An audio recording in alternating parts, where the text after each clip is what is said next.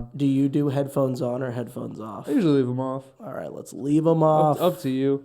Great. You can put them on if you want, but Sweet. yeah. Great. How you doing, man? Doing very well. Good. Thank you for having me. Good to see you. Great to see you. Fresh off of Abolish Everything season 2. That's right. Yeah. How'd you come up with the show? So I came up with Abolish Everything in the wake of the pandemic, like when everybody was getting back to being on stage. I wanted to pitch something to Squirrel Comedy Theater, which was the kind of successor to UCB before UCB came back, like a nonprofit comedy theater that were doing shows out of under St. Mark's. And I wanted to do something there. And I had done a bunch of like recurring shows to, try to get stage time and meet other performers and all of that. And every time I hadn't really found one that really clicked for me. I wanted to do something more than just like a regular stand-up show because I don't feel like that's my competitive advantage. I feel like I thrive more in like I always find myself enjoying the improv and sketch scenes more, but I did like writing prepared stuff and delivering it. Starting to perform at Caveat, I really like doing stuff with multimedia, and so it all started to come together where I wanted to put together a show that I would be desperate to be booked on if I weren't already doing it, and that I'd be really excited to see. And so that meant, prepared monologues about something that the performers are passionate about with an element of improvisation so that it feels like anything could happen. And so in trying to piece all of those things together, plus like a veneer of like a political vibe, if not necessarily like a totally political topic, that was kind of the elements that eventually led me to come up with the show, which is comedians abolishing some pet peeve of theirs, and then a panel called The Political Establishment rebutting them and trying to maintain the status quo. Yeah, so is that the type of comedy that you've always been into? Sort of like more like political, let's say nerdy comedy? Definitely. Like I, loved The Daily Show and The Colbert Report growing up. So those were like huge influences. But then also, like I feel like the kind of like comedy game show type thing. Like I watched Louis Black's The Root of All Evil on Comedy Central, and that was one where they'd have like, like Greg Giraldo arguing that that airplanes are the root of all evil, and just like make the case for that, and then someone else would have their topic and try to make the case that that's the root of all evil, and they'd like debate it, and Louis Black would rule for one or the other. Stuff like that was always really fun to me. I liked stuff that was on the rails. I like stuff that feels like it fits within a particular format, and I always loved doing homework shows because I just liked getting like a narrow prompt and trying to like really nail it. Whereas I feel like I struggle more when it's like you can get up there and do anything. I feel like it's harder for me to like lock in and decide what I want to do. Did you love homework? I did not love homework. I was good at it. I'm so surprised. Very, very unsurprising, I'm sure. I definitely did well in school, and I felt like it did resonate with me having like a clear like plan. Like I felt like if you gave me a checklist of all the things that I had to do, that was much easier for me than like an open prompt. So that definitely lent myself well to doing well in school. But I also that's what drew me to UCB and stuff in New York, because they have such like a regimented program, and a lot of people are like, I felt suffocated by that. And for me, I was like, great, like tell me exactly what to do and I'll do my best to color within the lines. And then, maybe if I get really great at it, I can, mess with the formula. But like having that formula to try to attach to has always been really helpful for me. Yeah, and you started doing comedy like when you were in college here? I did like sketch videos and stuff when I was in middle school, and I started a comedy club at my high school, so I was like definitely obsessed with it. But I would say like I feel like it's a very sacred thing to be like, here's what I actually started. And for me, I definitely like starting in earnest would be like the day I moved here for college. I was off to the races. You grew up in Houston, right? I grew up in Houston, yeah. What was that like? It was fine. I was like, I mean, not knowing any different, it was like felt like a very regular place to grow up for me. In retrospect, it's amazing how like car centric that city Yeah. is. Like it's so unwalkable. The weather is horrible, like 5 months out of the year, and so it was a lot of like being like going from your air conditioned house into an air conditioned car to your friend's air conditioned house and just like Yeah. staying indoors at all costs like it's Mad Max out there. And so but I felt like the nice thing about it was it was a really diverse city, so I feel like I got to know lots of different kinds of people. I went to like public school throughout growing up, which like again it felt normal to me until I moved here, and I feel like I meet lots of people for whom that is not the case, especially in comedy. And then also Houston has a great art scene, and I got to go to a performing arts high school while I was there and like meet other people who were like into, I did theater, but they were into like music and dance and visual art and stuff. And so I felt like there was a lot of creative energy there. But then everybody from my high school was like, I will now move somewhere else to try to Yeah. cash in on that. Well, that's kind of, I mean, I feel like that's what makes sense, like with a performing arts high school. Is that where you Yes. met your wife also? Yes, that's right. Yeah. And so what were you doing at the performing arts high school? Like, what was your specialty? So I did musical theater, as did Carolina. And yeah, it was like a bunch of like plays and musicals and monologues and stuff. Every day it was like three hours of theater class for those 4 years. And so, yeah, it was a great way to like kind of get a sense of who I was as a performer and yeah, meet other people who were like just as passionate about that kind of thing. And then you went to college for theater also? No, I'd studied political science and film and TV at Fordham. in New Okay, York. I studied Yeah. film and TV. Oh, nice. Yeah. Where'd you study again? Vermont. Oh, yeah. Yeah. Yeah. It's funny you mentioned like thinking like Houston was normal. Like that's Yes. just wherever you grow up. Yeah, it feels It's normal. just that's your normal. Because I was thinking about it. It's funny. I said this yesterday. I was with some friends and like just looking at like the skyline, and I was just like, man, it's crazy. People grow up here and they just think Yeah. this is normal. Yeah. Like, Well, I think about that a lot because I'm like, I think it was cool to have somewhere else to aspire toward after Yeah. growing up in Houston. Like, very much, a Pokemon is a very formative thing for me. So thinking of it like Pallet Town, like just like here's where I'm starting, and then but there's some other place to go. And I'm always fascinated by people who grew up in New York because I'm like, I don't think there's anywhere better to go. They're very arrogant and rightfully so. yeah. Yeah. No, and as a kid, I always wished that I was from here. Yeah. And then now, as an adult living here, I'm like, I'm so glad that I'm not, because I had the experience of living somewhere else and have like a greater appreciation for like moving here. And everyone who grew up here that has to all their people they grew up with and saw them at their worst are here, We got to escape that. Yeah, we got to exactly. just reinvent ourselves. Yeah. There's something about being able to have like a fresh start here as an adult. Like it also just feels like a crazy place to, I mean, it's not a super original thought, but like it feels like a city for adults. Yeah. Like it Well, does, in New York, you can be a new man. Right. That's I true. try to quote Hamilton on every episode. Well, if you can make it here, I heard something about that. You can make it most places. Yeah, at least Cincinnati, you can also make it. But yeah, I totally agree. I'm like, I'm glad that I had this to go to, and I feel like for some people are like, okay, I guess I'll like go to LA, or like some people grow up here and like move to Europe, I guess. But for the most part, it is like no, like I'm already here. But I would hate to have that kind of like.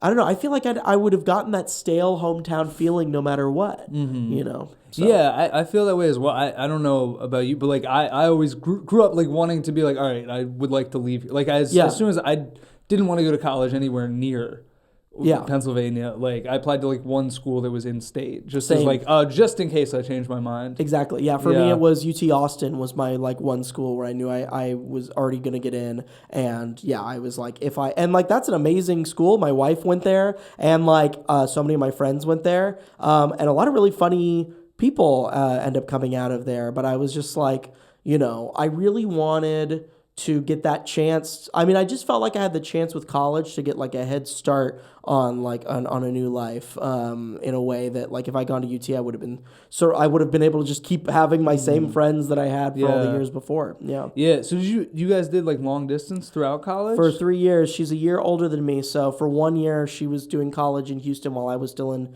high school. And then after that, 3 years where she was at UT and I was at Fordham. What was that like? I mean, it was like we had been together long enough by then, over a year by the time we started trying to do long distance, that it didn't feel too crazy. It was also like we shared similar ambitions in the sense that like she knew that New York was someplace that she would love to eventually end up. So I feel like a lot of people kind of go into it without a plan, or like very clearly like their lives are going in disparate directions, but they're just too scared to like rip off the Band-Aid. But in our case, it was like, no, like Carolina wants to come to New York. I want to stay in New York. We know that that's what our plan is on the other side, that we would both live in New York. We spent every summer together. We spent like we also helped that because we were from the same hometown, like we would go and, spend Christmas and Thanksgiving and stuff together anyway. Yeah. So what it amounted to was like we saw each other at least like every 6 weeks. And I don't know. I mean, it felt, it was like, it did feel a little bit daunting at the beginning of it. But by the time we got through the first year, it was like, okay, I think we can make it on the other side of this. And we're both very like type A planning people. So like, I think it comported well with like our view of life. Like, well, of course we will on the other, we have a plan, and on the other side of this, we'll see it through. So yeah, I think that type A I think is very helpful for a long distance relationship, because I'm a very type B person and have been in long distance relationships, and it's mostly planning, right? And that's something I struggle with, so it's not something I was good at. Definitely. And you have to be. It's also like planning, like how do you communicate with each other? Like we would talk on the phone like every day or FaceTime or whatever, and like being regimented about that was very important, and I feel like if either of us had been a little more disorganized, then it would have been a lot of like, oh shit, it's 11 p.m. and we didn't talk today. Where did the time go? And instead it was like, no, like we'll like talk at this sort of designated time and get that time together and make sure that we do it. So yeah, and honestly, like there was a way in which like in terms of like the hustle, that a long distance relationship was actually ideal, because it was like Carolina and I spent like a sort of dedicated, regimented amount of time together. But then once we were off the phone, we were, in terms of like social life, effectively single in our respective cities. So it was like making new friends, going to open mics, like wasting my time doing like improv classes and all kinds of stuff that she wouldn't have wanted anything to do with, or that if I had an in-person girlfriend, it would have been like, how do I juggle this with spending time with this person and like hanging out? And it would have been like a struggle of like, because as you know, it's like you have to dedicate an insane amount of time to this to get remotely good or meet anybody. And so when it's like, well, I talk to my girlfriend for an hour every day, and then after that, like there's no expectation that I'm not going to, spend till 3 a.m. going to shows and doing all of these things. So I don't know. It was like, it kind of worked out very nicely to spend those first few years in New York, like with effectively a part-time relationship. Yeah.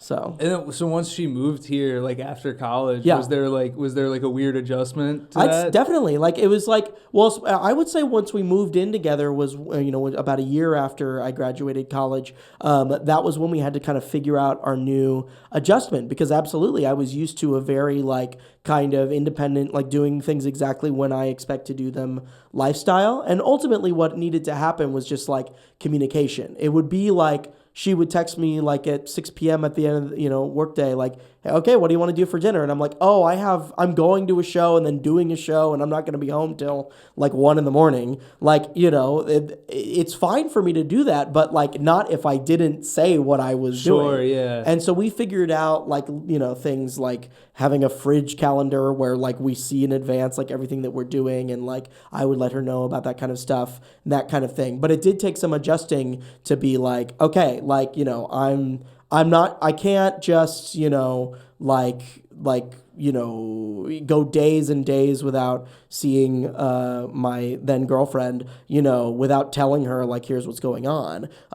So yeah, it was an adjustment, but I think, but again, by that point, it's like a few years into this, like getting past, at that point, I felt like I was a little past the like throwing stuff at the wall and seeing what stuck stage. So I could afford to like balance my time more and dedicate more time to the relationship while juggling it with comedy. Yeah. So what was it like doing comedy in New York in college? Because I started in college also, but I was in Vermont. So, much smaller scene.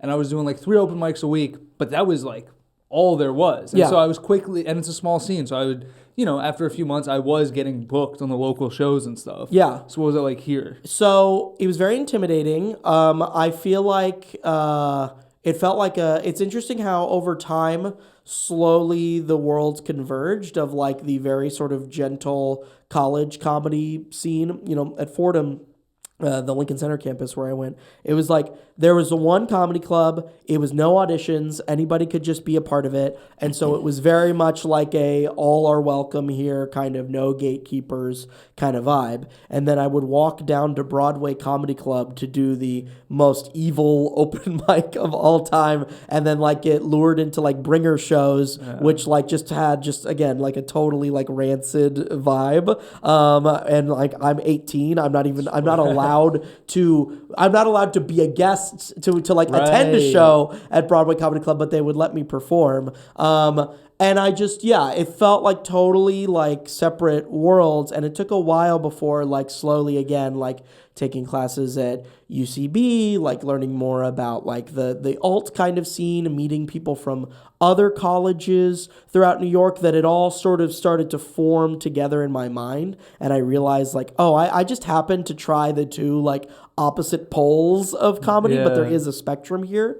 All to say, I felt like when I was doing comedy in college that it was very difficult because I had no perspective whatsoever. I was just like I think I was leaning more towards absurdist kind of like comedy or like, like comedy that felt like it was shaped like the comedy I had seen and not so much like living a life and commenting on it, because my life was professors and clubs and college stuff, which could play very well at the college, but was not going to be very well received anywhere else. So on the like real life comedy side, I think it took years before I even was like developed enough as a person to like make anybody laugh. But then on the college comedy club side, what was nice about it was one of my favorite Onion articles is guy who understands 5% of Obamacare frustratedly explains it to someone who understands 3% of Obamacare. And that's what it was like to be president of the comedy club when I was doing comedy in New York, where I was feeling like I was taking knowledge from like the mics and the classes and stuff and bringing it there and like encouraging other people to like get into the scene and like try to do like, real comedy. So that was kind of a cool thing, was like kind of feeling like a little bit of a, like a mini guru, just because I, spent a few hours a week like in the trenches. But yeah, that I'd say that was kind of the vibe. I was like an egg. I was not very well developed. Yeah. So what was the comedy that you grew up on? I grew up, in addition to Colbert and Daily Show, was I loved The Simpsons. I felt like watching The Simpsons on box sets and like listening to the commentary was how I learned about like the existence of the writer's room. I feel like that was my first introduction to like, this is a job that you can have. And then like also YouTube sketch comedy and stuff like Smosh and Bo Burnham and other things like that. I feel like were very much in my like rattling around my head. Lonely Island, hugely influential. That I feel like that's when I was kind of coming of age and like really digesting that stuff was like 10, 11, 12 years old on YouTube and watching TV. That was kind of when I kind of went into a sort of comedy consciousness, and when I started paying attention to politics too, which I feel like was really tied into it. But we're the same age, right? I'm 30. I'm 29. So we're around the same age. Yeah, because that's a lot of the same stuff. I vividly remember Lonely Island on YouTube and just seeing some of the stuff that they were doing and just being like, I didn't even know you could do this. Yes. Like, just almost having like my brain broken by it. Totally. And like the fun of it being YouTube was like for me and my friends, like, okay, let's take like a crappy, like a digital camera that we stole from one of our parents and like try to do this ourselves. And like very kind of like, I mean, it started with like lip sync videos and stuff that were like totally unoriginal, and then like trying to come up with our own video ideas with no knowledge whatsoever of like structure or anything like that.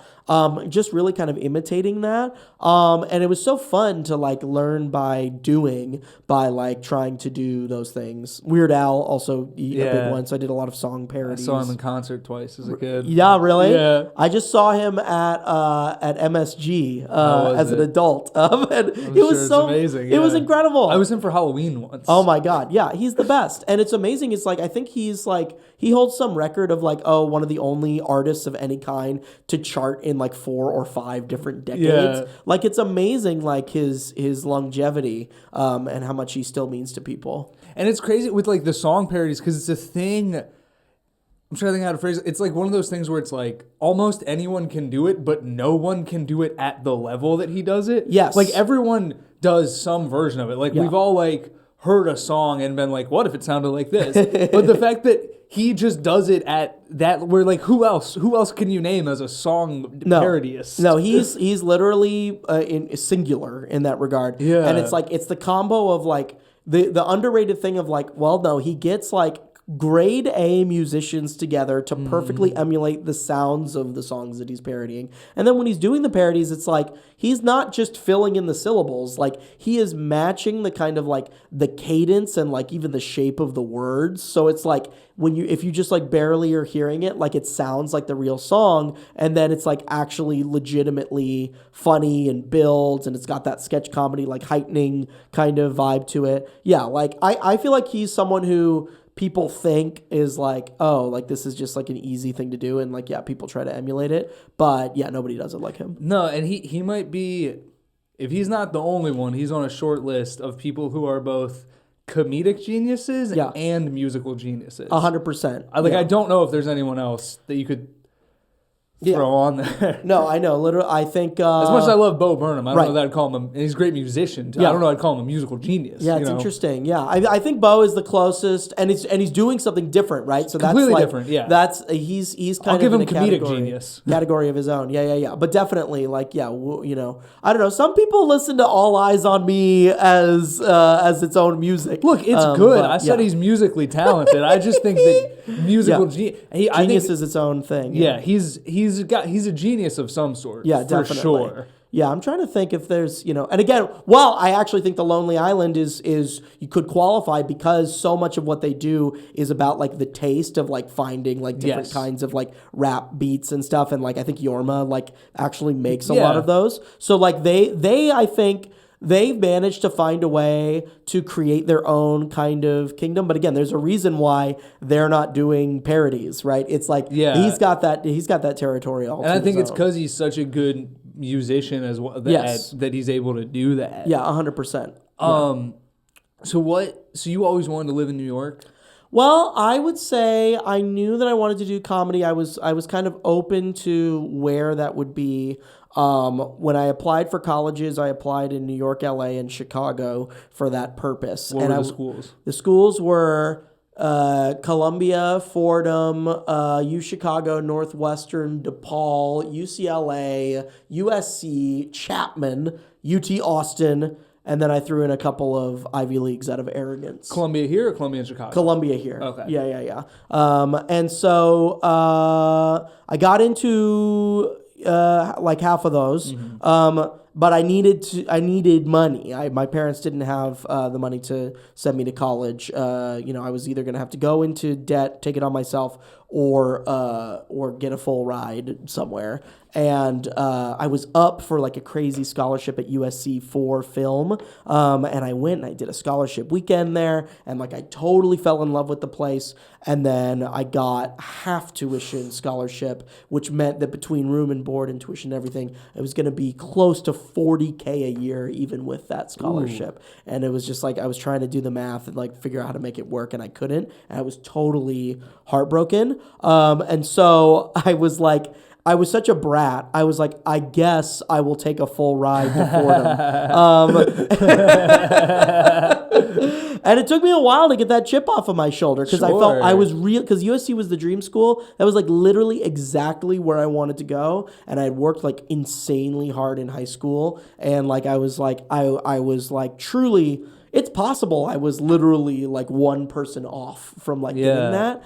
And so it took me a while to like understand what an enormous blessing it was going to be to get to go here. And it was honestly, my dad did a lot of like, I have emails from my dad. Like, I don't know why he was emailing me the information, but he was like, dude, like, you know, UCB's in New York. Like he was like he's like a big comedy fan. He's a musician, but like listen to every episode of WTF and all of that. So he's like a real head, even though he hasn't done it or anything. But it's like, so he knew like this, of course, like New York is like an amazing place to, you know, in the place to get your start. But I was just so like focused on like film in LA that it took me a while to like, you know, to like divorce myself of that. But yeah, so then by the time I actually got here, I was like ready to like squeeze as much out of New York as I could. Yeah, sort of squeeze the juice out of the Big Apple. Precisely. Clip it. What did your parents do? My dad's a musician. He plays saxophone, piano, flute, and he sings. And he for the first like half of my childhood, he just made money like playing wedding receptions and gigs and like and all of that. And then about like maybe 18, 19 years ago, he took a teaching gig at the Emory Weiner School in Houston. And he's been doing that and gigging ever since. Teaching music. Yeah. And then my mom is a hairdresser. She owns her own hair salon right by our house.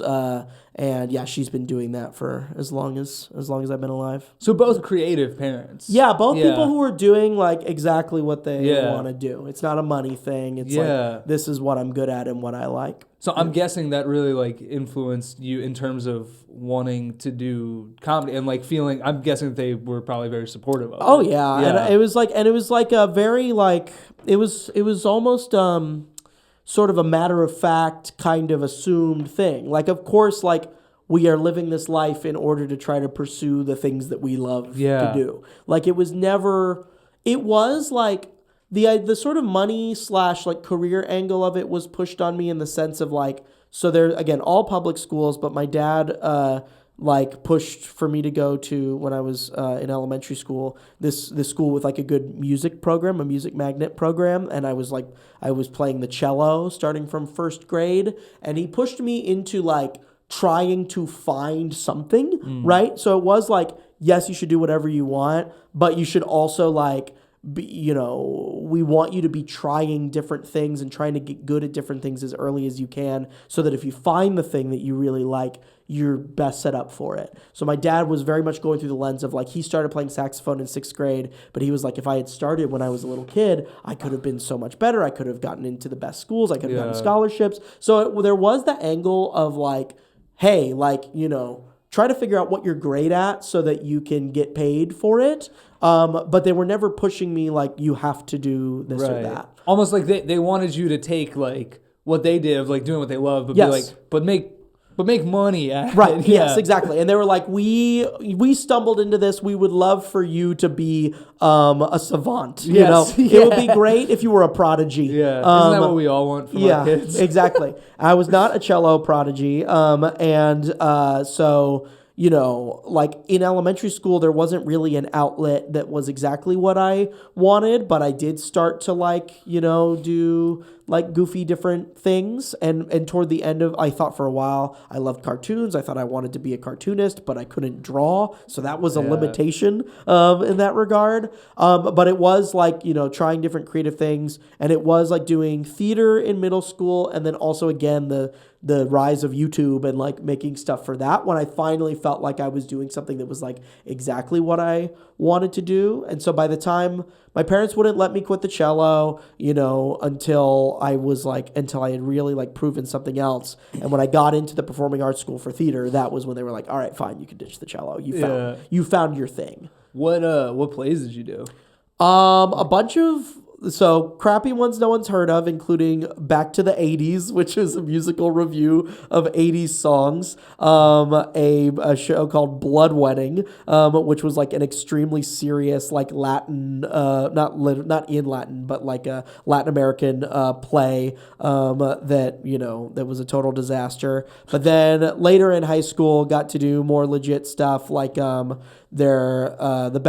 Drowsy Chaperone was a super fun musical, and then we did Avenue Q School Edition, which was crazy. Was sort of like a PG version of it. Yes, like they kept shit but not fuck in the show. Yeah. So yeah, I really loved those. Those were fun. I mean, again, and anytime I kind of got to develop in the theater department, I was like, I was never going to be like the singular like leading man actor type, but I could own funny within that department. So Remember I did a lot the Music of funny roles. Man? The Music Man? No, did you do the Music Man? No, I didn't do theater. Oh, okay. I could just see you as the Music Man. Right. I did. I mean, with Drowsy Chaperone, the character I played is Man in Chair, who is like kind of the lead. He's like, but it's like it's a musical within a musical, and he's like a doting old man with like records who's like telling the story. So I could be like, again, like goofy storyteller type for sure. That was my lane. You couldn't be traveling con man. Well, you got trouble with a capital T. I love that song. I know, exactly. No, I was definitely gonna be. No, I was gonna be the sit down, you're rocking the boat guy. I forget what musical that's from. But yes, some side character. Yeah. Did you want to be an actor? No, it was just the closest thing to what I could do. Like, like I knew that doing stand-up, I mean, I dreamed of like hosting a show like The Daily Show. Yeah. Was specifically what I wanted. And so then around that was like, okay, comedy writing, stand-up comedy, and other improv and sketch. It's like, those are all the things that you would do in order to get somewhere like that. And so then at this school, like theater was the closest thing to that there. Yeah. Yeah. So when you and your friends were like making short films or funny videos, what kind of stuff was that? The most successful was a parody of Justin Bieber's Baby, called Justin Bieber Hits Puberty.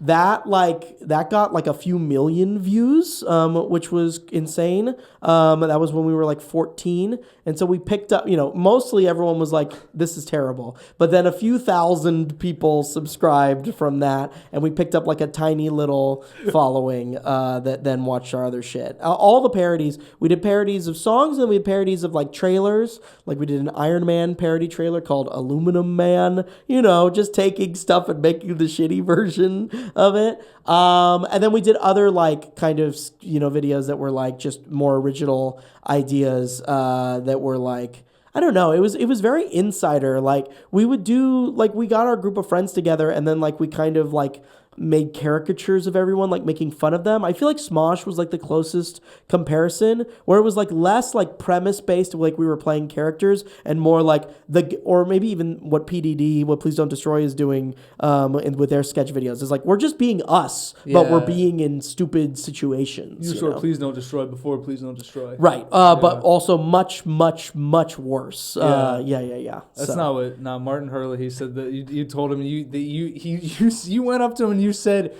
I want all your SNL money. I invented you. I know, exactly. Yeah. The Lonely Island has no case, but I do. Yeah. Yeah. So any of your friends that you were doing that kind of stuff with, are any of them doing anything similar now? Or no, they're all only one. Literally, I think it was like I roped all of them into it, and for them it was much more like, all right, let's just like hang out and have fun over the summer doing stupid shit. I have one friend who I met in the theater department who is now a pretty successful actor who did some of these videos. His name's Robbie Attal. He's in the Dexter reboot. Does he play Dexter? He does not play Dexter. Okay. He's also like plays some like a villain in The Haunting of Bly Manor and like a couple other like Netflix shows. So like he's in the entertainment industry. But I would say he was already on that track, and I weaseled him into a couple of videos. Yeah. I would say like I'm the only one who's sort of continued the holding the baton of Shocking Productions, as it was called. Yeah.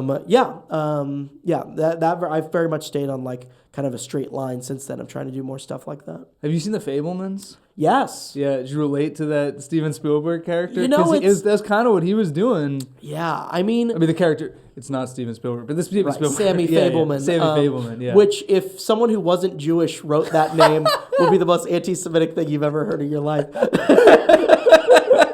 But Steven Spielberg could get away with it. Yeah. It's literally like, it's the first thought parody of like, okay, Steven, Sammy. Yeah. How can we make a name that's more Jewish than Steven Spielberg?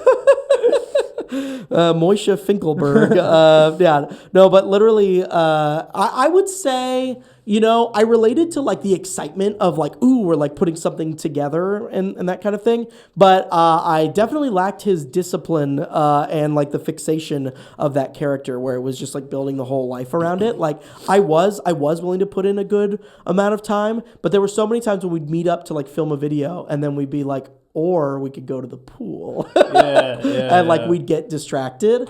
And so I'd say like my kind of like one track mind of like relentlessly like being like, I have to like work really, really hard on this. I feel like really kicked in once I moved here. Yeah. Yeah. Were there a lot of people that you met here that sort of you felt like, oh, I got to step my game up? Yeah. I mean, first thought is like in the college comedy club, I was a couple years in. I sort of, I felt like I was,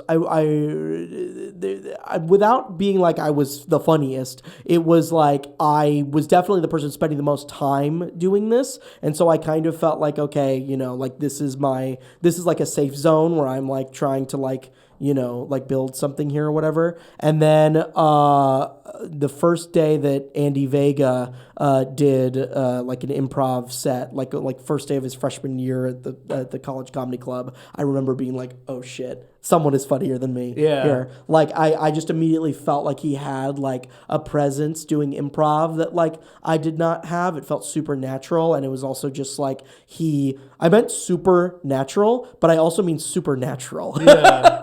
like an alien who was great at improv. That was definitely a big oh shit moment for me. And then I would say like going to like again the improv and sketch classes. I remember like watching like the improv team Grandma's Ashes at UCB, being blown away by them, and just being like anything I saw at Chelsea I felt like was just like an incredible like thing that I was trying to aspire toward. Every improv class I felt like I was there would be like the real weirdo, and then it would be like I was like the second or third worst in the class, and just like trying to like keep up.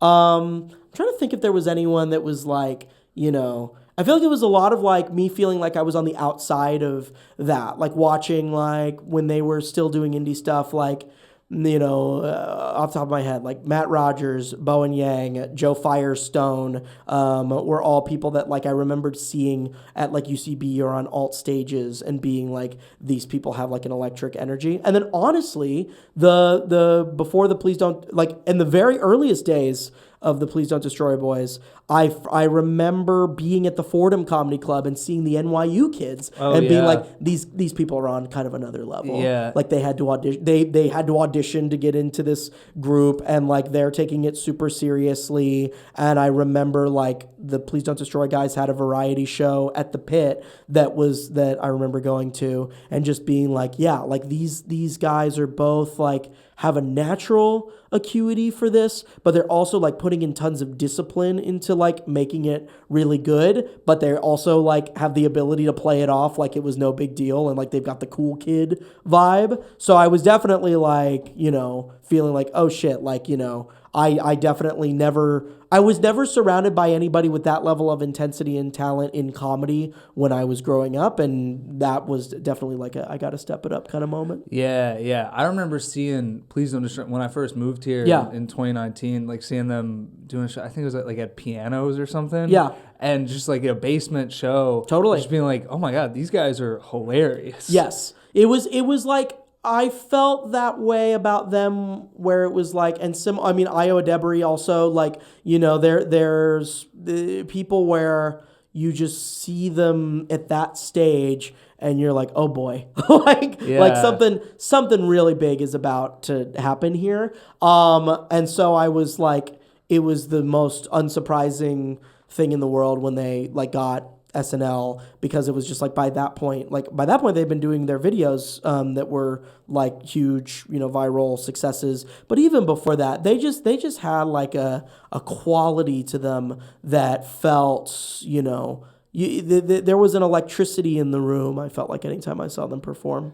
Yeah, they obviously didn't like invent the kind of comedy they're doing, but it did feel like they ushered in a new era of sketch comedy. Definitely. With the like Instagram and TikTok stuff where it's like, oh, I was going to say, they don't get enough credit as video editors. Sure, like, I actually think that's the biggest part of their influence, and like the secret to their success that's not spoken about is like the pacing of the videos. Quick. They managed to do it. I mean, they managed to emulate it on stage too, which is also crazy. But like, I feel like the thing where it like really went into hyperdrive was when they started making those jump cutty videos, where again, people were doing like front-facing character comedy already, but something about just like the way that they escalate at the right pace of doing it, like getting the right amount of reaction to it, like, you know, balancing like both like, okay, crazy person's doing this, straight, you know, voice of reason is reacting this way. Like, you go back and you watch any of them, and it's like there is not a single moment wasted. You have to imagine there's a whole bunch of shit that they like left behind to make it that tight. A lot of discipline there. So yeah, that's something that I feel like you can see then in like the absurdist editing style of other stuff that is also very funny, but I feel like they did, you know, I mean, maybe Tim and Eric was an influence to them or something. I'm sure there's plenty, Yeah, but like I felt like they really crystallized it for that kind of thing. Well, you know, in the editing, that's all Ben.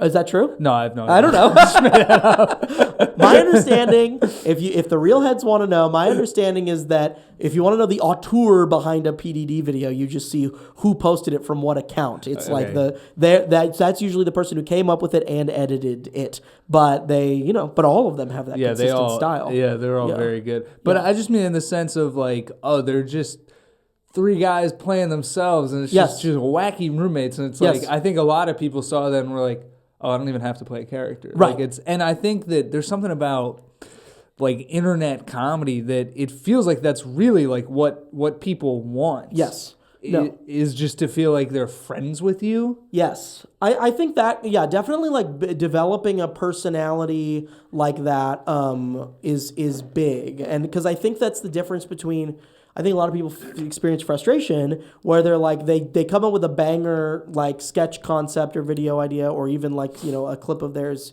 doing stand-up goes viral, and then they don't see much benefit from it.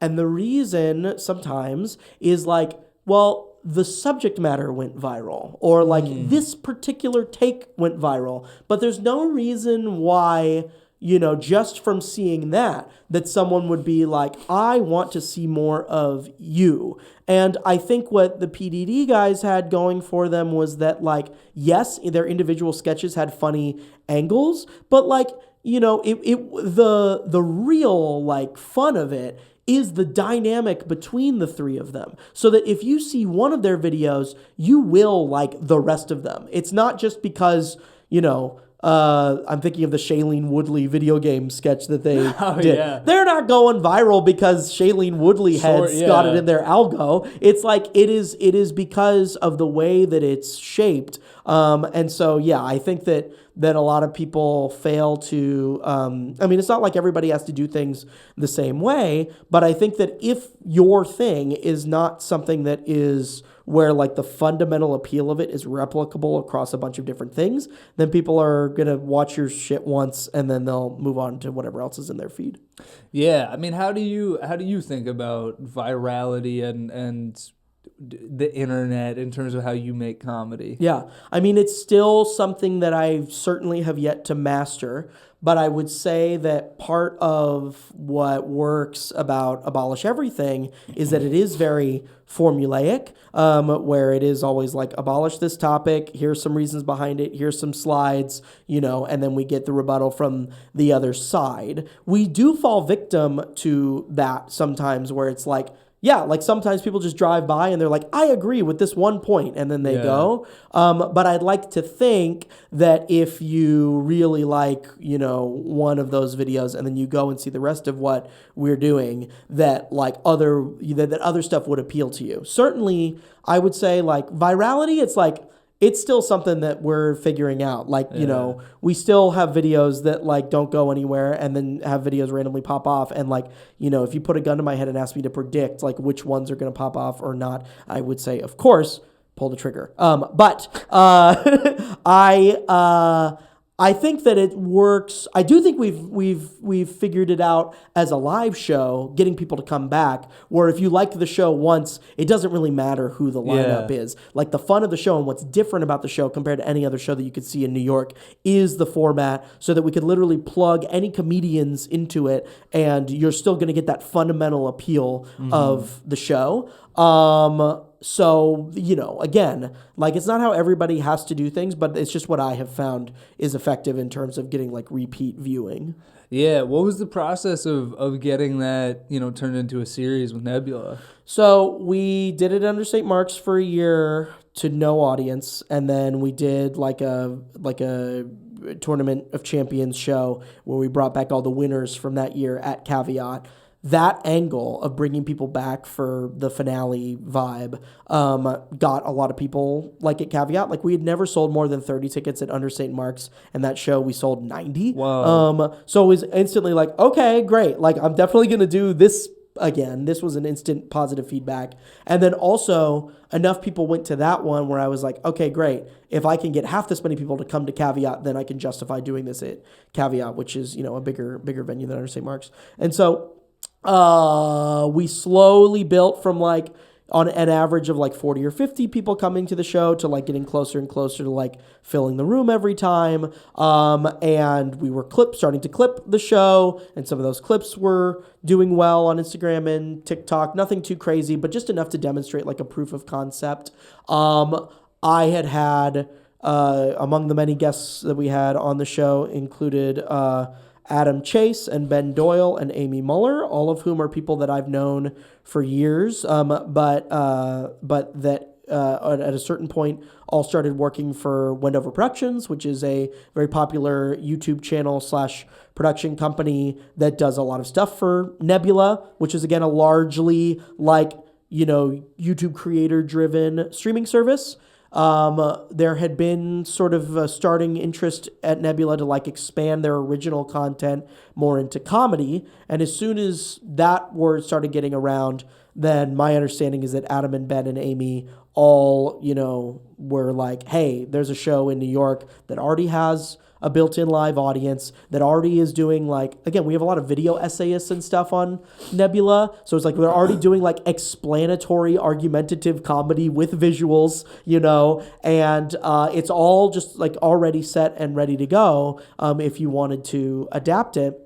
And so that got me a meeting with Dave Wiskus, the CEO of Nebula, and Sam Denby, the chief content officer of Nebula, who also runs Wendover with, the where Adam and Ben and Amy do their thing.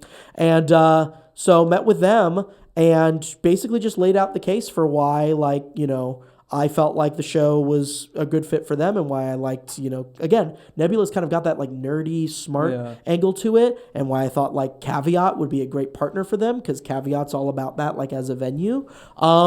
And like they talked about what they were kind of prioritizing, and it just felt like this show was meeting a need that Nebula had. More kind of smart, sharp content, but with an ability to like thrive on social media because they draw most of their audience from YouTube, and like also a show where their creators could thrive because again we've had a lot of Nebula YouTube type people on the show who are really good at writing an Abolish Everything monologue because they've written a million funny like YouTube arguments before. So it just felt like it was all lined up. And would also not be terribly expensive to make. And yeah, after that conversation, like it was a pretty like, it wasn't long before we got the green light. Yeah. Do you have any dream guests? Definitely. Let's see. I'm like balancing like, so let's start with incredibly unrealistic. Yeah. Let's go dream incredibly as far out as you can. Conan. Oh my God, yes, it'd be amazing. Conan would be extraordinary. I love like any of the classic like comedy Bang Bang people, like Scott Aukerman, Paul F. Tompkins, Carl Tart. I think you could get Carl Tart. We shall see. Yeah. We shall see. But like Lauren Lapkus, like the people that I kind of like that were dominant in like the alt comedy wave of like the 2010s are people that I find very influential. I mean, literally like like the Lonely Island guys. Like I mean, anybody that I grew up with as a hero like that would be like an absolute dream come true. One of my favorite like Comedy Central roasts is like Bill Hader as Mr. Hollywood. Oh, yeah. Like something like him doing something like that would be extraordinary. Yeah, like that's the dream is like all the people that I really like looked up to as a teenager. I think would be incredible. Yeah. And then do you have more realistic dream guests? Carl Tart. I think he's here. He's in New York. We can get him. Yeah. I mean honestly, like anybody that's like on the current like SNL cast like is someone that would be awesome to get. I'm trying to think of again, I don't want to disparage anyone by calling them a realistic get. But I'm like Mike Birbiglia is like someone I think is like I've seen do a lot of like he's like sort of he's good about like championing like rising people. Yeah. So he's someone I would like imagine would be good for it. And I could conceive of that. Roy Wood Jr. That would be incredible. That I would love Roy Wood Jr. So good. Yeah. I think he's my favorite. Like, I don't know, man. He's someone who I'm just like, every time I've seen him perform, it's extraordinary. And he can play literally any room on earth and be amazing. I mean, he like might be the best comedian right now. Like, totally. he's so good. Yeah. And can really one of the few people who can play every room. He's got that right balance of like, he's clearly put so much effort into the writing. Like, he's very precise, but it feels totally natural. So it's like, that's I'll put an underscore on that one. That's because again, he's also somebody that like I've seen do like people's shows every once in a while, like, and he'll show up at places. He'll do because he's really like. It seems like he has the discipline and like the love of the game enough to like, I'll do your random park show, I think it's really if they live in New York, and they have like some free time, they're gettable. Like that's kind of what it is with like producing most shows here. It's like if it's a good show, totally. Do you know if there's a season 3 or is that we're waiting to find out? Still waiting to find out. Yeah. Well, I hope so. This could make all the difference. Yeah. There's so much pressure to put on the podcast. Well, the Why Aren't You More Famous podcast underperformed, so there's no season 3. The podcast that's literally about me underperforming as a comic comedian. So why aren't you more famous? It's a wonderful question. Thank you for bringing it up.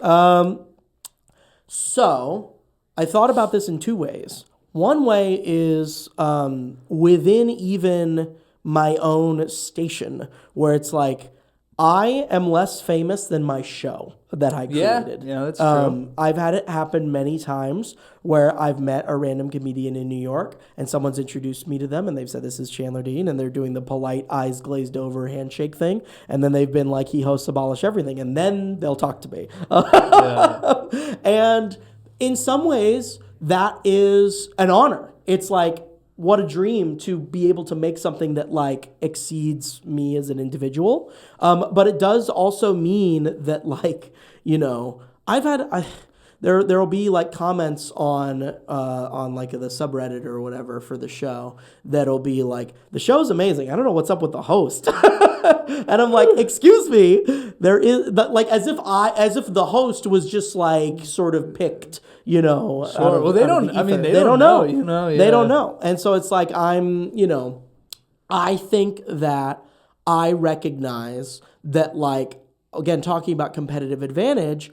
I've tried like just doing traditional stand up. You know, maybe I can get by, but I'm never gonna be the best at stand-up comedy in the world, or in even the top 0.01% you have to be to like be really successful. But I do think that I do think very highly of myself as a writer, and also just even as a comedy producer, of being able to come up with concepts that are like engaging to people and like a playground to play in that is like that everybody enjoys both on stage and in the audience. And so I do think that with Abolish Everything, I have found, you know, I have been able to do that, but necessarily I have created something where like I am only a small percentage of it. You know, I get up, I do my thing, and then I just watch the rest of the show. I've created a show for me to watch rather than one where I'm like the center of attention the whole time.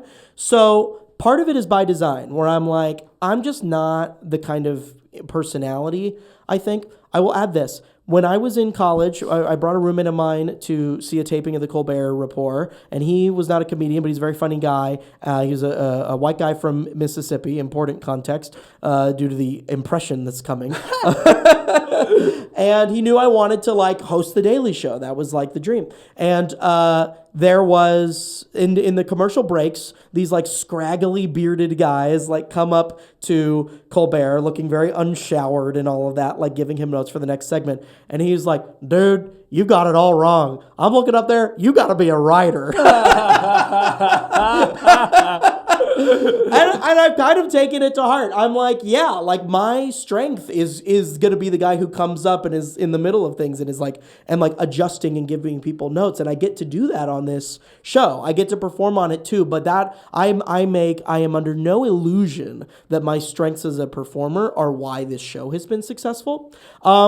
And then as far as why the show, and yet also the show could be more famous, and I would say the answer to why that isn't more famous is like we are in a crazy system of like being slaves to the algorithm, and it's like so hard, even if you're making something that's like tailor-made to potentially do well on that, getting people who even want to see your stuff is really, really difficult. Like you yield very few followers from a viral video, and then from the followers, you yield very few people who are actually ever going to click on anything that you put. So that, you know, Abolish Everything, even if it has 10,000 followers on Instagram, like it's we're now like if something gets over 10,000 likes, that's a massive success by our standards. If we get a tenth of the people to like something that we've put out, then that's a big success. So, you know, I really believe in the show. I really think that if you see it in person, like you can feel the energy and electricity of it, and you'll be like a dedicated fan, most likely. But getting people in the room that first time, or for the Nebula version, getting people to subscribe to Nebula and like watch it online, that's just such a huge barrier in this landscape. But I like to think we're sticky, that if people do watch all the way through, that we have a pretty high yield of getting them to stick around. It's just getting past that first barrier. Yeah. Okay, so this is kind of like a 2-part, maybe 3-part question. Huge. Just kind of thought. So I had Dan Perlman on here recently, yeah, who created the show Flatbush Misdemeanors on Showtime.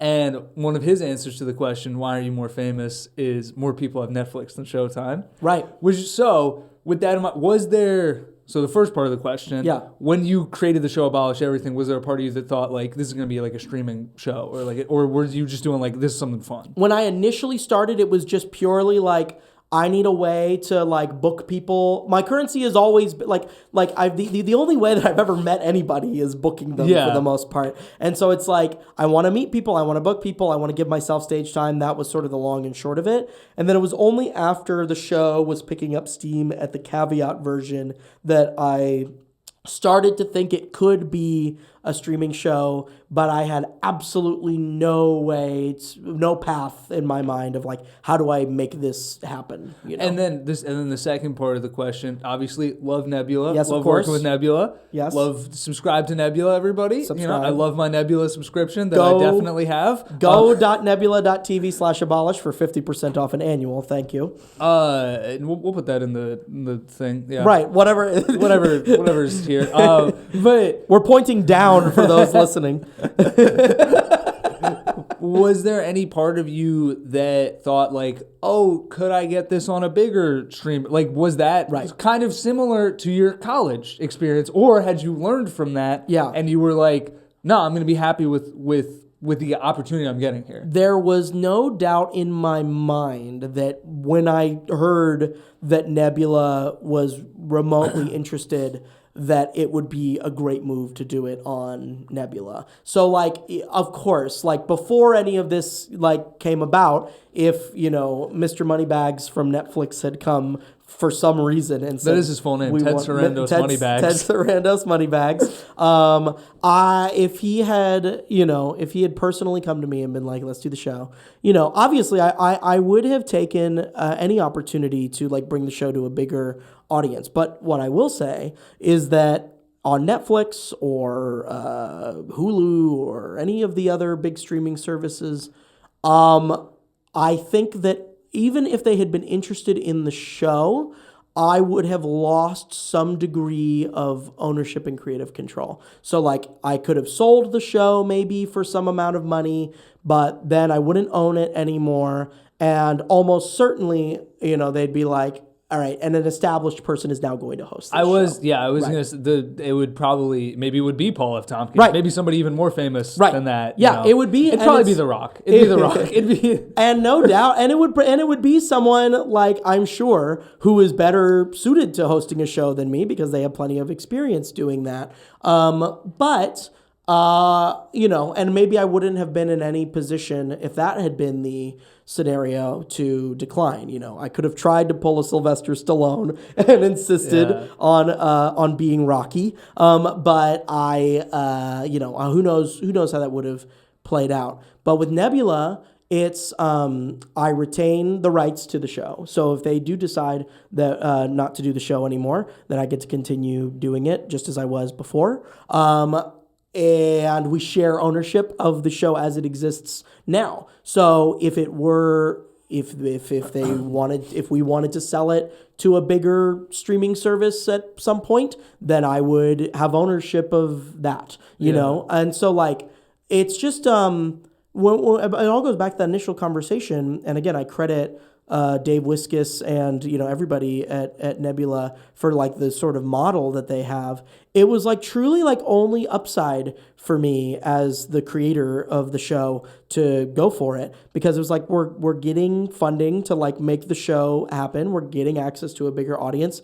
I'm not losing ownership, and I get to continue to make it exactly the way that I want it. Also, casting power. It's like, you know, they have influence over who we can cast, but ultimately I do get to, you know, along with my showrunner, Amy Mueller, like, I get to give opportunities to people through this show, which is another big part of what I love doing about it, is there's so many people who have done it on Nebula that, you know, have never had anything remotely close to like a taped, you know, TV comedy appearance before. And so it's like a really big deal for them. And, you know, so there's so many elements of it that are only possible with a model like Nebula. So while I'm not going to pretend that if some dump truck full of money had come up, I would have maybe been tempted by a big dump truck of money, I'm very, very happy with the arrangement at Nebula. And it's the kind of arrangement where if the show continues to grow and becomes massively successful, that everyone will benefit. Yeah, and if Nebula wants to buy this podcast, then I'm all ears. It'll become too famous. Yeah. Yeah. Are you still doing your day job speech writing? Yes, sir. Yeah, tell me about that. Yeah, I work at West Wing Writers. It's a speech writing firm. I've worked there I got an internship there right out of college and then moved straight to full-time after that. I've had that job for now, it'll be 8 years in August. It's been the steadiest of steady jobs. And it's great. I mean, I get to write speeches for people. That in itself is like a dream job for so many. So I feel really fortunate I get to do that. I do get to write funny stuff. Like anytime that it's fun to be at a job where sometimes funny things have to be written, like the authority on it. Yeah. I'm in any comedy room, I'm nowhere close to the funniest person in my estimation, but in those rooms I get to be the one who knows structure. You know, it's back to that college comedy club kind of vibe sometimes. And so it's cool, it's fun, it's remote, and it's deadline based. So I have some flexibility in my schedule, and which has been perfect for getting to do all this other comedy stuff. And they're very supportive of the Nebula thing and all that. Yeah, so you get to be the funniest person in the smart room and the smartest person in the funny room. That's the deal, and that's something that I tell people all the time is figure out what your two things are. Yeah, because I feel like people think of me all the time when they want to do like a political show or a show that requires like knowledge of current events or anything like that, or again like that kind of that NPR type circuit. Like that's why I feel like I get booked at Caveat a lot. Is like I think people think of me in comedy world for smart stuff, and it's only because I keep spinning both of those plates that I get to benefit on either side. So yeah, it's definitely when people are like, oh, I want to go all in on comedy, it's like have some other area of expertise. Like even if it's literally like I don't know. The next time Abbott Elementary has an audition and you're like, I've been a substitute teacher, that's a competitive advantage for you. Among your many other talents, it's like having stuff on your resume and your background that's like not just comedy. I think is a real benefit. Yeah, no, that's so. What comedy have you been enjoying lately? I loved Chris Fleming's special. Okay, I haven't watched it yet. Love Chris Fleming. That's one I'm saving for the right moment. Definitely, that was great. I'm trying to think of what I've been really digging into lately. I do watch SNL and they do still have bangers. I love Jeremy Colhane's Tucker Carlson impression. Yeah. That really rocked for me. And then I feel like I'm listening to funny podcasts too. I do subscribe to CBB World. I'll listen to Comedy Bang Bang and Scott Hasn't Seen, which is their movie watching podcast. I don't know. What have you been digging? What have I been digging lately? I loved Pete Holmes' new special. Oh yeah. I was big. Pete was one of my early favorites. I definitely would. If you like or hate this podcast, then you made it weird to thank for the existence of this. Keep it crispy. Keep it crispy. Yeah. That's my dream, is just to say keep it crispy to Pete Holmes. I liked his new special. What other comedy have I been? Lonely Island, Seth Meyers' podcast. I'm also avidly listening to, loving that. Yeah. I'm a big fan of Stavi's World. Oh yeah. That's the podcast I listen to the most. Yeah. So those are my two dream guests right now, are Pete and Stav. Yeah. I love that whole I've been trying to coin the term the Gaiosphere to combat with the Stav manosphere. and Adam Friedland. Exactly. Yeah. Stav, Adam Friedland, show, yeah. but also even Caleb Heron and John Marco and that whole universe. Jay Jordan. Yeah. Yes. They're all very funny guys. No one is questioning and they all have a swagger and a masculinity to them. And it's and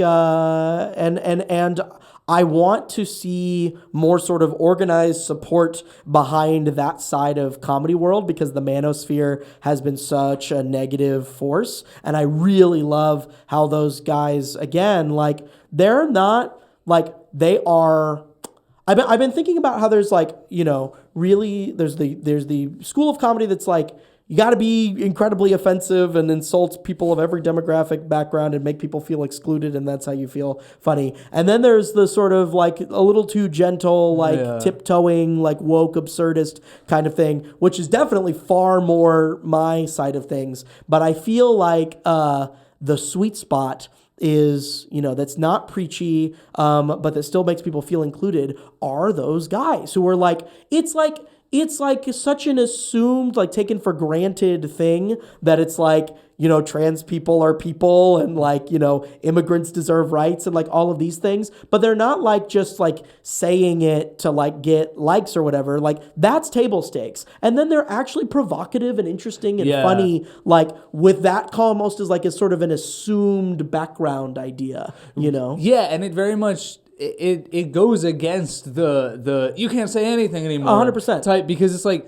nah, you should listen to some of the stuff they said on Cometown. Like, but nobody was doubting. Yeah, I mean, maybe some people were, but for the most part, anybody that's really a fan of these guys was not like doubting their leftist politics. Yes, but they're not hiding from the controversial subject matters that people are thinking about and want to engage with, you know. But they're doing it in a way that, like, is tasteful and, like, original and also that, like, you know, I'm trying to remember, like and it's also like it's a space where it's like you can kind of push, and like because like there's also sort of like diversity in like just like the guests and things like that in these groups. It's like you can get a little too much dip on your chip and then get called out. Like I love the, you know, exchange between John Marco and Caleb Herron where like Caleb was talking about like, you know, sitting next to another overweight person on a plane, and then like John Marco started riffing on it and Caleb found it funny, but he was like, careful. It's like you're getting a little too comfortable, you know? And it's like, that's fine. Like it's okay to like, you know, like make a little bit of a mistake or a little bit of a faux pas if you know that we're all friends here and the other person can like rag on you for it, you know? It's like the problem with like a Kill Tony is like there's no countervailing force, you know? There's like it's just all this negativity and there's like no clear like other side of it where it's like, you know, where they can dish it out but they can't take it. Yeah, completely. I mean, I don't know if you've ever seen, there's a video of I hate talking about Tony Hinchcliffe. He's come up on this podcast before, but we'll do it. He's sort of the antagonist of comedy right he now. Really is. Yeah. But there's a clip where it is Jeremiah Watkins, who does the show Stand Up on the Spot, doing an impression. He's a character of AI Mark Norman. And it's a great Mark Norman impression. And then he's roasting Tony Hinchcliffe, and Tony can't take it. And he's getting so mad. Or like you see, even like I forget the name of the guy, the young guy who just hosted the Snapchat Awards, who does all the impressions. But he does an impression of Bill Maher that's completely accurate. 100% accurate. I have. Oh my God, what's his name? And he's really good at impressions. Kyle. I can't remember. Hopefully we will. Yeah. But this, you know, he does. He does his Bill Maher impression for Bill Maher, and he hates it. Bill Maher hates it. It's like it's not even a mean impression. It's just it sounds exactly like him. And so yeah, I feel like people who have a sense of humor about themselves and are willing to laugh at themselves and be self-deprecating, that's another huge part of it. And yeah. I think it also is like, you know, like you were saying with like the John Marco and Caleb bit, like that all these people are friends, and it's being friends with people that actually are from different backgrounds. Yes. And that's the part that makes it not preachy and not virtue signaling, is that like Stav will make like gay jokes when he has a gay guest on, and sometimes it's cool, and sometimes we're like, careful. Yeah, exactly. Yeah, totally, because it's actually informed by like real experiences with the people that surround you. And again, it's like that is a real thing of like, I feel like a lot of these edgy comedians will make those kinds of jokes, standing alone on stage or surrounded by other white people, but then they'll act differently, with someone from the background that they were just making fun of, which is how you know that it's like a malicious kind of thing, or at the very least it's cowardly, right? Where it's like, or not based on like a real experience, it's just based on a stereotype you have in your head. But like if you make a joke that feels like it's like, no, I'm not just making fun of like, it's also like there's a difference between like making fun of like the concept of a gay person or like someone who's friends with Caleb making fun of Caleb, right? In a way that feels informed. And it also just feels so much richer. And like that kind of like parasocial experience of it too. It's like, it just feels so much more authentic when like these people are legit like friends with each other and are coming from a good place. Yeah. One of my favorite bits on Stavi's World recently was an episode with Mateo Wayne. And Mateo was doing a character that was Liza Minnelli's straight son. But Mateo Lane is extraordinary. Oh, he's incredible. So one of the most talented people. Yeah. He's one of those people where it's like, how are you good at so many things? I know. And again, it's like, I love seeing... I'm sure he'd be great on Abolish. I would love to have him on the show. And it was like, and he... Yeah, thinking about him and Jay, like, anytime I see them doing their thing at the Comedy Cellar, where it's like, it's got that little bit of a Manhattan kind of touristy audience edge where it's like, these are not necessarily people, I mean, legit, there are some of these people, I've never met a gay person before that are in the audience, definitely. Right? And they have to endear themselves to that crowd without just making themselves, without basically like tokenizing themselves. They have such a deft way of like doing that and taking control of the space that I just like really deeply admire. Because it's a fine line between that and just like making a joke of yourself in a way that doesn't challenge anyone's assumptions. Yeah, and there totally are people that do 100%. That. And it's almost there's these people where like I remember on Neil Brennan's old podcast. You ever listen to The Champs? No, I haven't. But they would refer to it as dunking on the wrong basket. And so it's like people, they're like kind of using their comedy skills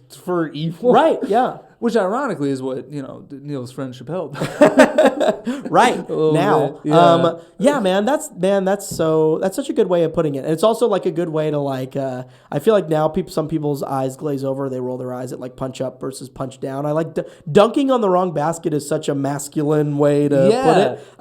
And well, it's also because it's like, no, what you are, like, you're making a funny joke. Yes. Like it requires technical skill to get up there. Yes. But it's not good. It's and I like that it's like that the point of it is you are doing yourself a disservice. Yes. Because you're hurting yourself. People don't care. Many people do not care about hurting other people. But it's like the truth of the matter is that it does hurt yourself and like limit your own appeal. And it really bums me out when I see it happen from comedians who are like incredibly talented and like can do better, but just choose not to, either out of laziness or because they're getting old. But yeah, man, I really, it's so cool. And again, Conan's a good example. Someone brought up, recently, like, let's not forget that like Conan is 60 years old and could easily have become shitty by now. And he hasn't. Like, it shows you don't have to. No, and everybody still loves him. Yeah, and he's still doing, again, pushing boundaries, doing new things, like truly like innovating in the form because he has like what's clearly like an ambition to do the absolute best at all times and not just ever phone it in. And so sometimes I'm like, well, this person's getting older. What can you do? But it's like there are some people who get that old and stay funny. Also, Don Rickles. Conan O'Brien needs a friend. I learned recently that I can do a pretty good Werner Herzog. That is good. And I learned it by doing a bad Kumail Nanjiani. Oh my God. That's so good. Conan O'Brien must stop. Conan O'Brien must go all over the world. I love the idea that somehow trying to get Kumail. I know, because I was doing Pete Holmes' impression of Kumail, which is him saying, Emily. Emily. Yeah. Emily, it is me, Kumail's friend. I'm the only person who's gotten in trouble for becoming ripped.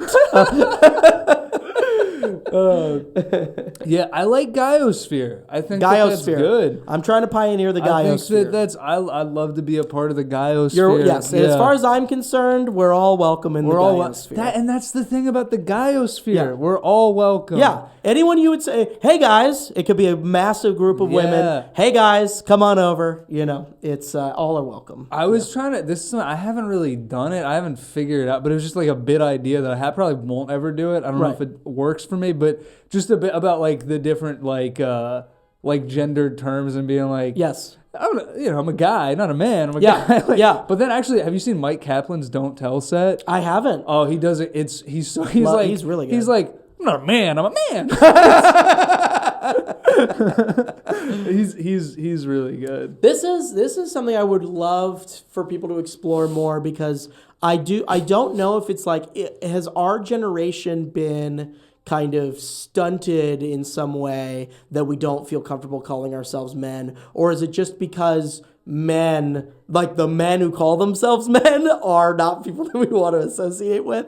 I don't know, but I feel the same way. I'm like, guy feels very natural to me, and man does not. Yeah. Well, it's just like it's like if somebody described, they were like, "Who's that man?" I'd be like, "They can't be talking about me." Right. Yeah. But if they were like, "Who's that guy?" I'd be like, "Yeah, well, they must be talking about me." Exactly. Yeah. No. Because again, it's like, well, guys, men. Men have real jobs. Men have real jobs.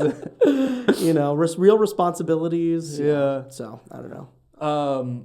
Would you rather be tall or ripped? I guess tall, because ripped is like you can work for that potentially, but sure. Ripped is like a thing where it's like you could do it. You could do it. Tall is out of the question for me. I mean, I like listen. I feel like I'm relatively comfortable being short. It's great on airplanes. It's a huge win on airplanes. My wife is shorter than me, so in terms of like, I don't have to worry about all the height discrimination in the dating scene. And so I feel like I'm in general, like, it doesn't really impact my life that much, because I feel like the romantic side of it is the biggest downside. So, and yet at the same time, IDK, like, I do feel like there is that kind of subtle way in which tall people naturally command more respect, that maybe I would notice more if it happened.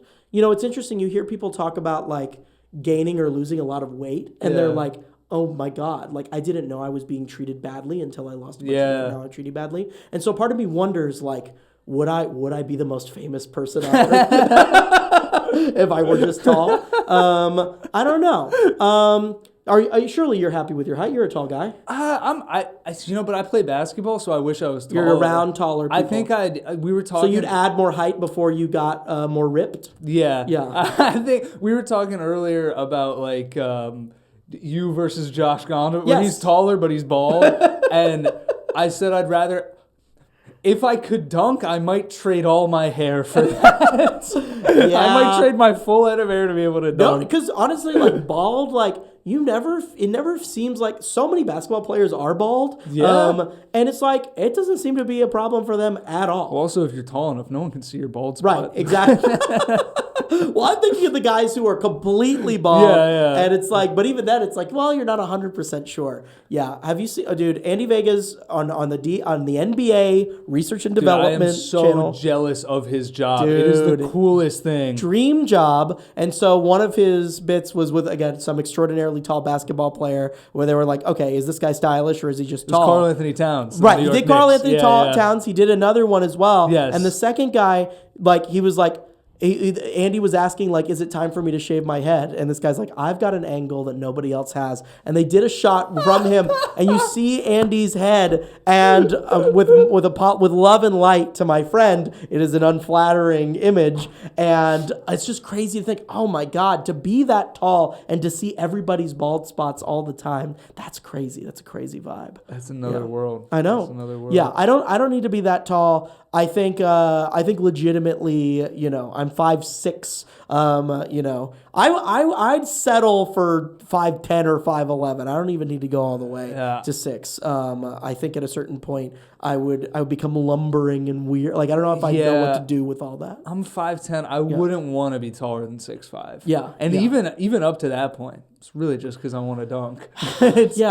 I think you want people to I think you want people to be like, that's a tall guy, but like you don't need to be bumping your head on stuff all the time. I think I would if I like magically got to be 6'5". I think I'd miss a lot of things about being 5'10". Yes, like I think probably being on an airplane would be a nightmare. It's a drag, man. I mean, it's like having to be like knees to, or like driving in a small car or something like that. Yeah, so I don't envy subway. That. Yeah, the subway's crazy. And then my friend Just Lunning has bumped his head on a lighting fixture in our apartment because Carolina and I have an apartment built for hamsters. Just might do that anyway. Well, he can bump his head on anything. But anybody, I think anybody above 6'3" or 4" in that apartment would be at risk. But anyway, so I think tall. I mean, ripped. I don't even need to be. I would love to. I'm fine with like. Just a normal dad bod is fine with me. I can live with that. Yeah, we got that. Yeah, there you go. Yeah. There we are. Yeah. All right. I think we're out of time. All right. Anything you want to plug before we wrap up? If you head to go.nebula.tv/abolish, you can get 50% off an annual subscription, and follow us at Abolish Everything. Yeah, or follow us at Abolish Everything NYC. I'm at Chandler J. Dean on everything. Chandler Dean. Thank you very much. Are you related to James, right? Of course. I'm Nepo. Extra creamy. Extra creamy. Extra creamy. Extra creamy.